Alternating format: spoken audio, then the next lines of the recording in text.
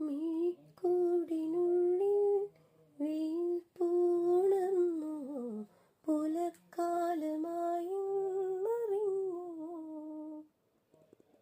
ഇളം മഞ്ഞുവാതിൽ പതുക്കെ തുറന്നു, മനസ്സൊന്നു മെല്ലെ പറന്നു. ഒരേ വാനിൽ ഏതേതു മേഘമായി സദാ